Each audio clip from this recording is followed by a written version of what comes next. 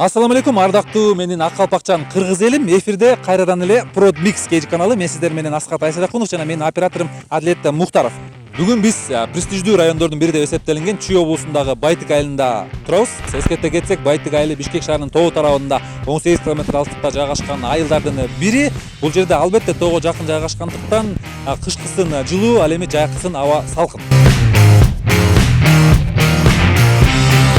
Ал эми менин аркамда турган супер проекттеги 11 бөлмөлүү бышкан кирпичтен салынган 3 кабаттуу үй азыркы учурда сатылып жатыр. Бул үйдүн жалпы аянты 529 квадрат метрди түзөт экен. Эмесе ушул үй жөнүндө бүгүн сиздерге толугу менен видео обзор кылганга биз аракет кылалы. Сиздер болсо бизден алыстабай видео сайына чейин көрүп, комментарий жазып, лайк басып, анан биздин каналга дагы катталганды унутпаңыз.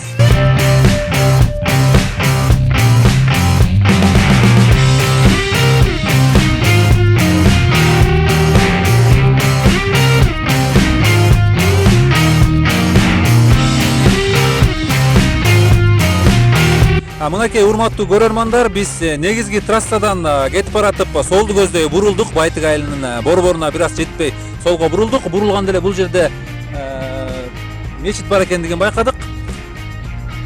Азыр мынакей үйгө жетели деп калдык.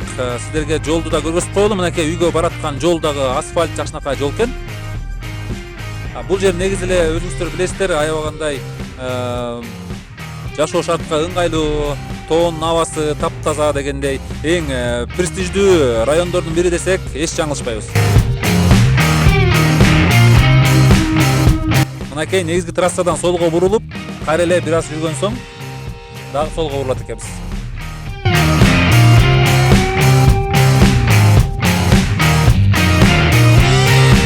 Мынакей ошентип Байтык айылындагы биз сиздердин назарыңыздарга сала турган үйгө дагы келип жеттик.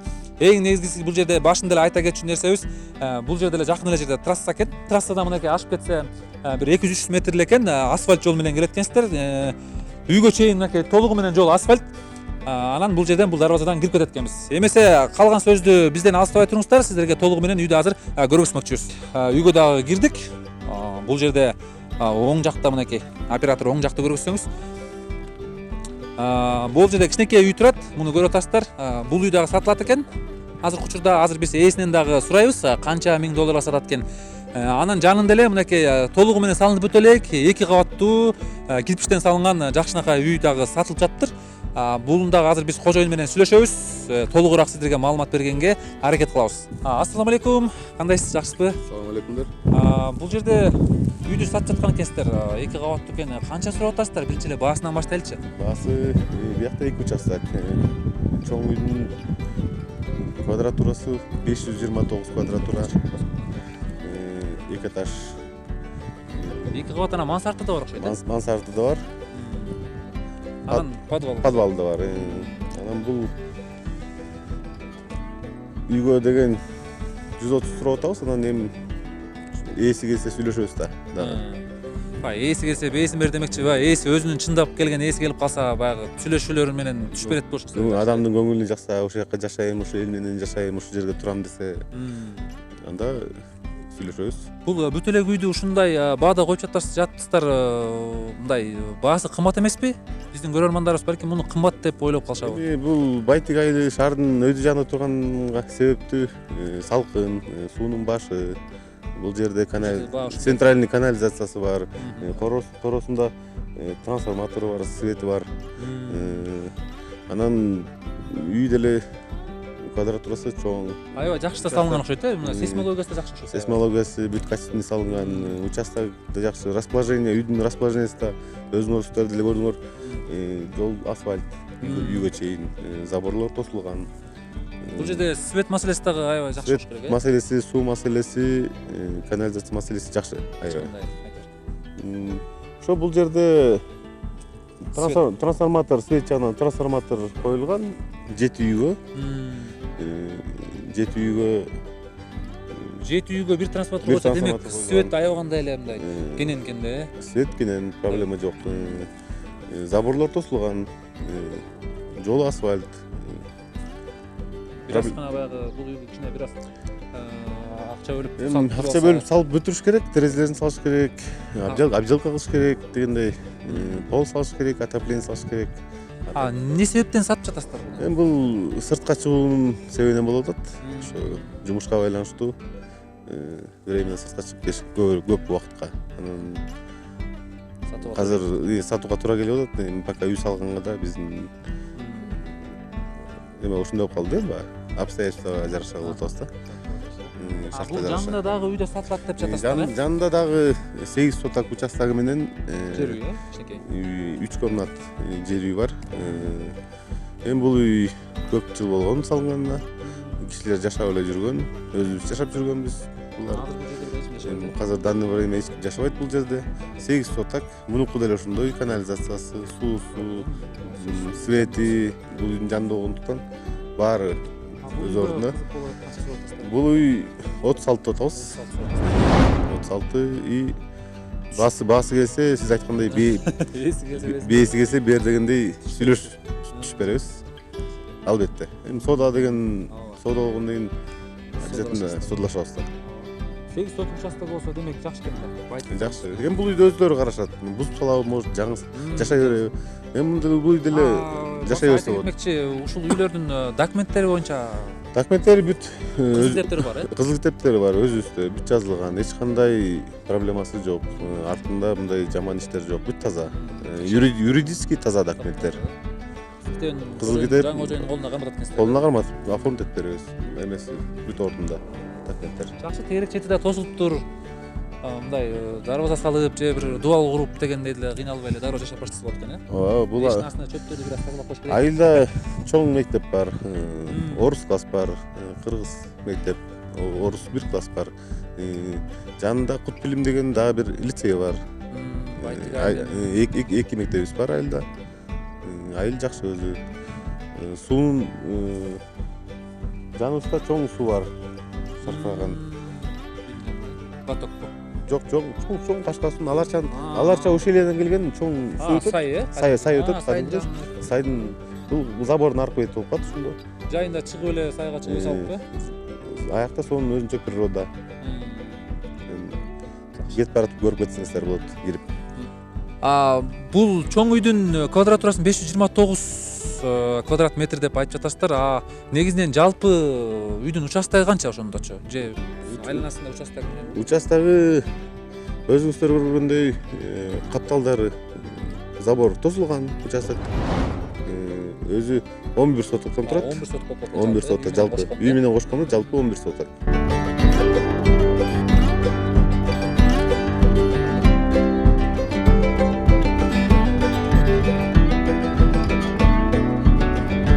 Эмесе келиңиздер, үйдүн ичкерисине кирип, ички бөлүктөрүндө сиздер менен бир аз болсо дагы тааныштырып өтөлү. Бул жерде мынакей кирип келгенге чейин эле бул жерде кире бериш бир бөлмө бар экен. Андан кийин эле дароо кирер менен эле бул жер холл болот деп бизге кожоюн айтты. Кадимкидей баягы кире бериш кенен экен. Ал эми кире бериштен сол жакка бурулганыбызда бул жер зал экен. Залга ыңгайлаштырып салыныптыр.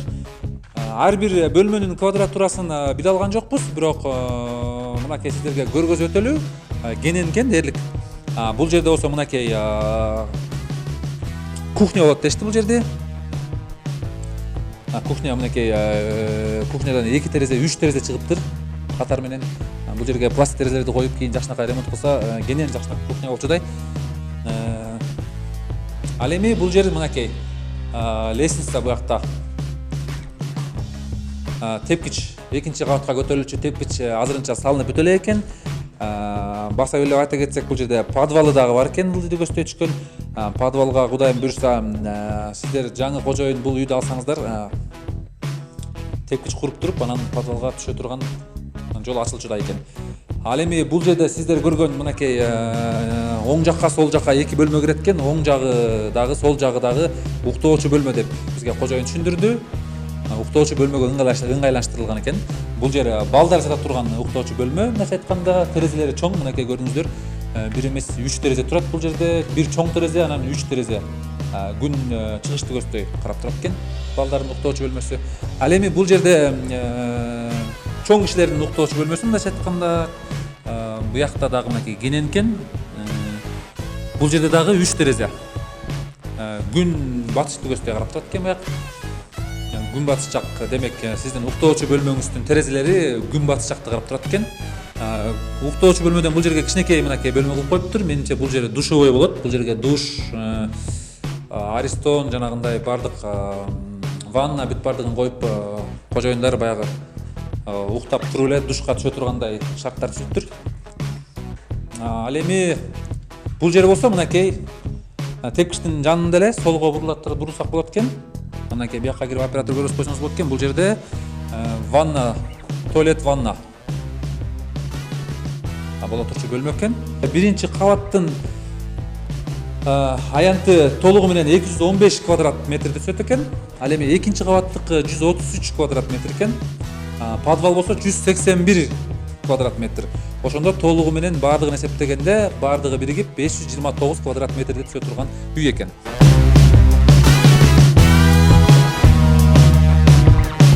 Экинчи кабатты болсо сиздерге азырынча көргөзө алган жокпуз. Себеби дегенде бул жерде тепкич салына электигине байланыштуу экинчи кабатка чыккан жокпуз. Экинчи кабаттан өз жанында мансард да бар экен. Кожоюн айтты, экинчи кабатта 3 бөлмө бар экен. Чоңдугу квадратурасын болсо сиздерге айтып өттүк. Калган болсо сиздер бул жерге келип өзүңүздөр ала турган болуп, кызыктар болсоңуздар келип көрүп таанышып кетсеңиздер болот болуш керек.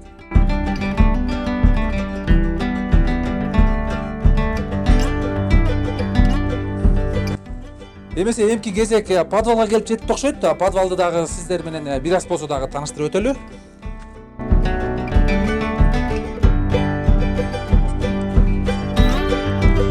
Подвалга түшүп эле кирип келгенде эле бул жерде сиздердин назарыңыздарда турган бөлмө аябаганда жетишиликтүү кенен бөлмө экен. Бул жердин квадратурасын так эсептей алган жокпуз, бирок бул жер кожоюн бильярдный зал болот деп эсеп кылган экен. Ушу бильярдный залга тууралап салган экен да. Бул жерге демек сиз эгер кааласаңыз бильярдный зал кылып койсоңуз болот экен. Бильярдный залдын менен бул жерде кичинекей бөлмө, бул жерге санузел, кол жууй турган кичинекей санузел болот экен. Ал эми мынакей бильярдный залдан сол жакты көздөй бурулганыңызда мына көрүп турасыздар. Бул жерде дагы кенен холл экен. Бул жерге ар кандай нерселерди коюп кооздоп жакшынакай бөлмө кылып койсоңуз да болчудай. Мына бул жерден болсо тепкич өйдөнөгүбүзгө кете турган, тепкич тура турган жер экен. Өйдөгө чыгат экен. Бул жагы болсо кичинекей тоже санузел. Туалет, душ кылып койсоңуз болот. Эми менимче жаңы кожоюн өзүңүз каалагандай кылып, балким башкача бир проектте кылып койсоңуз да болот болуш керек.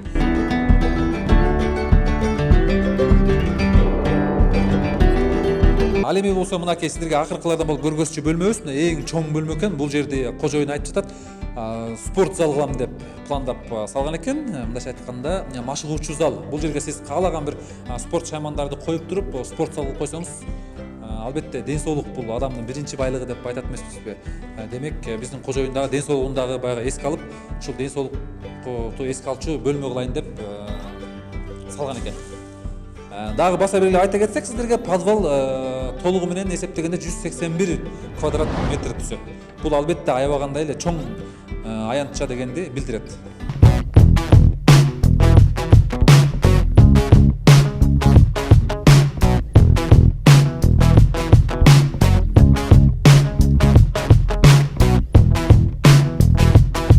Албетте Байтик району билесиздер, эң жакшы район. Байтик жактан үй алганга менимче азыр шаардык баардык тургундар кыялданат болуш керек. Себеби дегенде тоого жакын азыр билесиздер шаарда аба ырайы кандай деген ыплас аба, унаа көп дегенде, ызы чуу дегенде.